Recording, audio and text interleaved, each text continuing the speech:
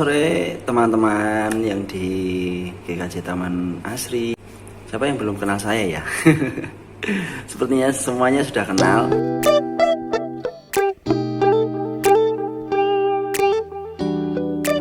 Ya.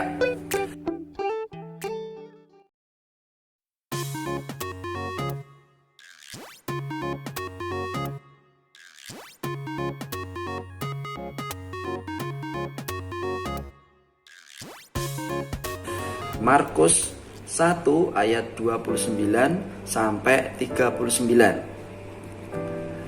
Saya bacakan ya. Sekeluarnya dari rumah ibadat itu, Yesus dengan Yakobus dan Yohanes pergi ke rumah Simon dan Andreas. Ibu mertua Simon terbaring karena sakit demam. Mereka segera memberitahukan keadaannya kepada Yesus. Ia pergi ke tempat perempuan itu dan sambil memegang tangannya, ia membangunkan dia, lalu lenyaplah demamnya.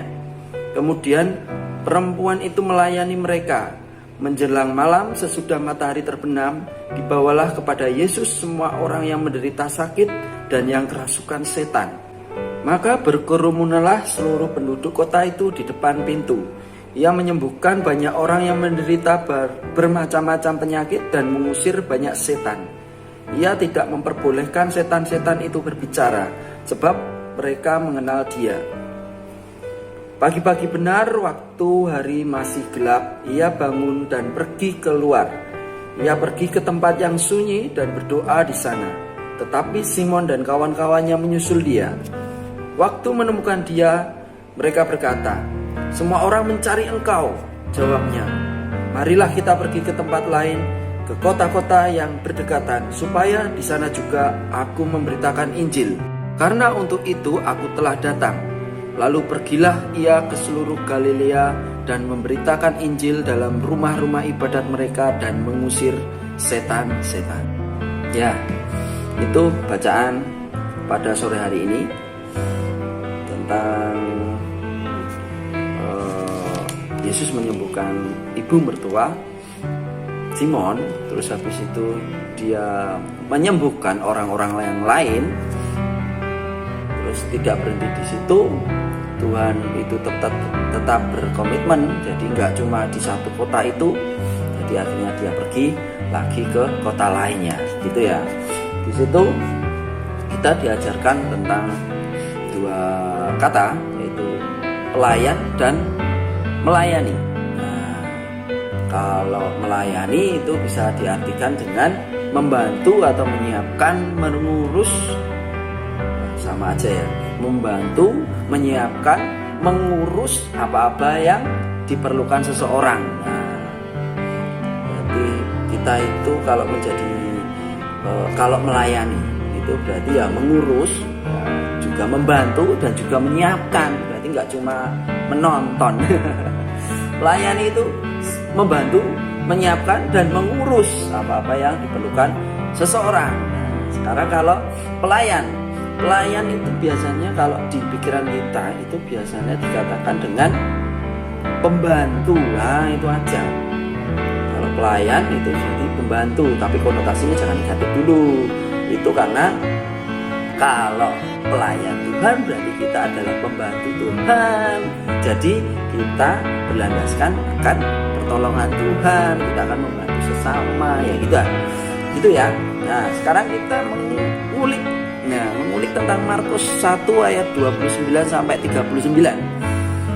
Kita ditemukan ya di sana ada Yesus, ada Yakobus dan Yohanes. Mereka pergi ke rumah Simon dan Andreas. Terus jumpa sama ibu mertua Simon. Nah, terus ngopo? Nah, gitu lah. Masa ya meneng wae. Padahal dia itu baru sakit demam. Nah, akhirnya dia sembuhkan. Tapi dampaknya saat kita menyembuhkan, mukjizat nyata. Wah, kok sembuh ya? Berarti wah ajaib ini. Dia tabib, dia dukun, dia pokoknya populer lah gitu ya. Akhirnya orang-orang itu datang semuanya di situ. Wah, teko kabeh jebreng. Kelabaan toh. Semuanya datang. Wah, ibaratnya gini. ada seseorang yang secara ajaib dia menyembuhkan penyakit kanker. Lah, coba bayangkan itu. Kalau di tempatmu ada yang bisa menyembuhkan penyakit kanker atau jantung. Nah, sembuh. Wah, yo kaget. Kita kaget no. Wah, dia itu berarti bisa menyembuhkan penyakit apapun. Wah, datang semuanya. Berarti ketok tular. Berarti teman-teman dikabari, sana itu menyembuhkan. Wah, akhirnya nyebar kan. Datang semuanya disembuhkan. Nah, saya mau wong biasa, kita orang biasa, ada orang menyembuhkan. Lah pora kita kasih tarif. Nah, ayo 500.000 sembuh, 1 juta sembuh. Nah gitu. Kalau orang, nah ini beda. Kalau ini Yesus tanpa tedeng aling-aling, tanpa menghiraukan status orang lain dan statusnya, dia langsung menyembuhkan. Berarti sebelum ibu mertuanya sudah disembuhkan, segala penyakitnya dalam nama Tuhan Yesus sembuh, misalnya kayak gitu. Sembuh, dia langsung berdiri, jalan sehat gitu ya. Siapa yang nggak mau sehat? Sakit aja kita sudah gemeter. Wah, jangan-jangan nanti corona. Nah itu enggak ya. Kita dalam nama Tuhan Yesus sehat gitu ya. Oke, kembali lagi. Di situ disembuhkan. Sembuh. Coba bayangkan kalau sudah sembuh, orang lain pasti datang. Nah, dia datang gak cuma membawa penyakit, tapi membawa setan juga. Nah, piye? Wong kerasukan, wong edan, pokoknya sudah langsung dibawa ke tempat Simon dan Andreas. Dibawa semuanya. Pak, tolong sembuhkan ini anak saya sudah gila 2 tahun. Nah, misalnya gitu. Jalan sembuh. Waduh, piye bayangke, udah sembuh. Pak, ini sudah 5 tahun. Waduh, 5 tahun. Dia itu sakit tapi jantung. Sembuh. 1 hari datang 5 orang, 2 hari datang 10 orang, 3 hari datang 100 orang. Belum kesel. Tuhan tidak. Dia tetap membawa. Karena di sini disebutkan bahwa dituliskan keterangan jumlah. Sini. Jumlah semua orang.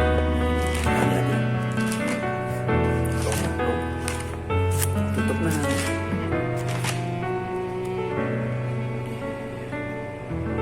Di ayat yang 32.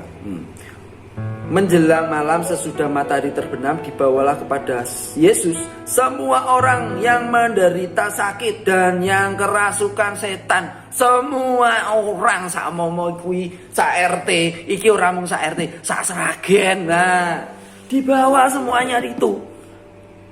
Mereka berkerumunlah, seluruh penduduk kota itu loh. Seluruh penduduk kota itu di depan pintu. Minta tolong Tuhan, aku disembuhkan. Apa sih nggak yakin? Kalau kita udah yakin, pasti Tuhan itu menolong. Kalau nggak yakin, ya wes, nggak jadi sembuh. Nah, gitu lah. Ini adalah yakin Tuhan adalah penolong kita. Nah, kalau gitu, itu kan sudah menerangkan bahwa itu Tuhan itu memang luar biasa ajaib. Dia menolong semua penduduk kota. Iki loh, delan. Menjelang malam sesudah matahari terbenam, ora leren. Ora leren. Ngeblong dari esok awan sore bengi meneh menyembuhkan. Coba bayangkan itu. Yo mas, yo mbak. Kalau kita sudah melayani itu dengan tulus, itu nggak mengenal waktu. Pokoknya kalau kita melayani dengan tulus, itu nggak mengenal waktu. Kita coba, kita mau melihat video. Nah, video ini tentang ketulusan seseorang dalam membantu apapun itu, bisa orang, bisa tumbuhan, bisa hewan. Nah, kita lihat ya, check this out.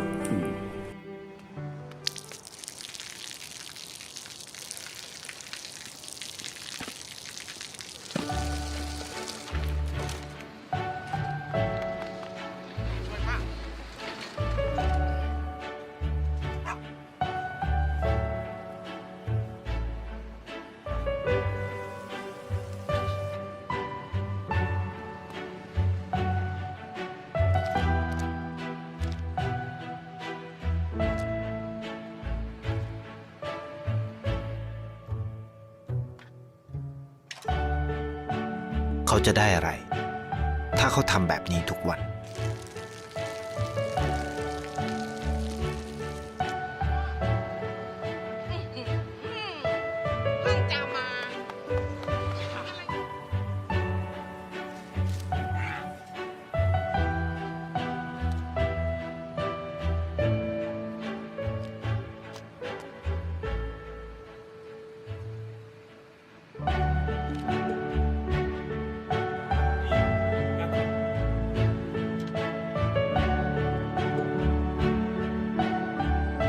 เขาจะไม่ได้อะไรเลย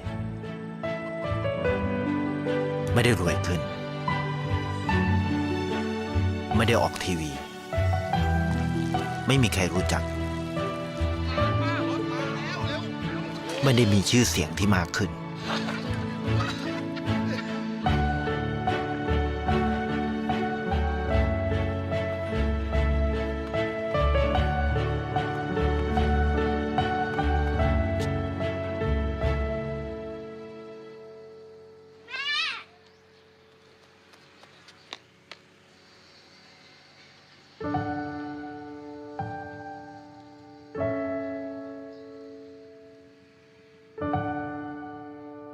เพราะสิ่งที่เขาได้คือได้แค่ความรู้สึก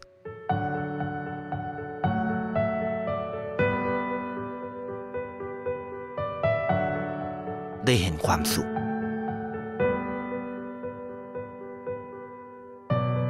ได้เข้าใจ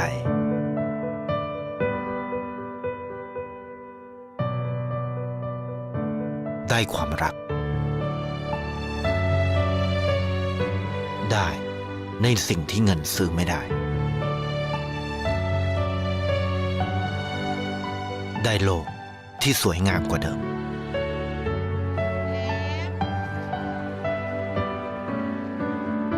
ในชีวิตคุณอะไรคือสิ่งที่คุณต้องการมากที่สุด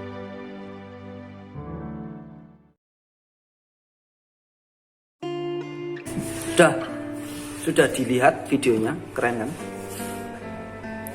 Nggak melihat untung rugi, tidak melihat kepopuleran, dia sementing membantu. Apa yang dilihat kita risih, dibantu, ditolong. Jadinya seperti itu. Kita nggak lihat pamrih di situ, tapi dampaknya setelah itu, rentetannya. Jadi kita sebagai pelayan Yesus, kita juga melayani bersama Yesus. Nanti kamu lihat lagi videonya itu, dicermati lagi, apakah perbuatan kita sudah berdampak pada orang lain. Jadi kita tidak menganggap sepele hal kecil yang kita perbuat, tetapi dampaknya yang kita perbuat itu adalah harus sesuai dengan firman Tuhan. Melayani nggak harus di gereja. Melayani itu bisa dilakukan di mana saja, kapanpun, dimanapun, untuk siapapun. Nah itu melayani berarti nggak di gereja toh, bisa di keluarga, di sekolah, di kampung, di di gunung, wah pokoknya yang diwai, dimanapun kita berada dan untuk siapapun. Nah, lakukan itu dengan wujud seperti yang di video tadi, yaitu sukacita, bersyukur, terus apa lagi ya, rasa terima kasih, karena ya milik kita itu nggak ada apa-apanya. Kalau sudah diambil Tuhan ya entek. Tapi kalau kita memang punya kecil tapi kita bersyukur, kita punya rasa terima kasih, dewi senang, sukacita, ya itu jadi berkat sesama kita. Makanya kita harus selalu datang pada Tuhan untuk memohon kekuatannya, kekuatan dari Tuhan di tengah rutinitas dan kepelayanan kita. Jadi ben kita sibuk apapun, kita tetap membutuhkan pertolongan Tuhan untuk menjadi pelayan Tuhan dan melayani. Oke, sekian, dan mari kita berdoa untuk mengakhiri persekutuan pada sore hari ini. Mari kita berdoa. Tuhan, terima kasih Tuhan, Kau telah datang di tempat ini Tuhan untuk mengingatkan kami untuk menjadi pelayan dimanapun kami berada, di tempat apapun, kepada siapapun kami akan tetap melayani, baik itu di sekolah, di masyarakat, di lingkungan kami. Itu biarlah pertolongan Tuhan ada di tempat itu. Dan juga Tuhan, biarlah kami melayani bukan hanya di gereja, tapi di tempat-tempat yang lain. Biarlah itu menjadi berkat. Biarlah kami selalu mengerti dengan pertolongan-Mu bahwa pelayan itu melayani dengan sukacita, berterima kasih, dan bersyukur. Biarlah itu menjadi dampak di kehidupan kami. Terima kasih Tuhan, di dalam nama Tuhan kami Yesus Kristus kami berdoa dan mengucap syukur. Amin.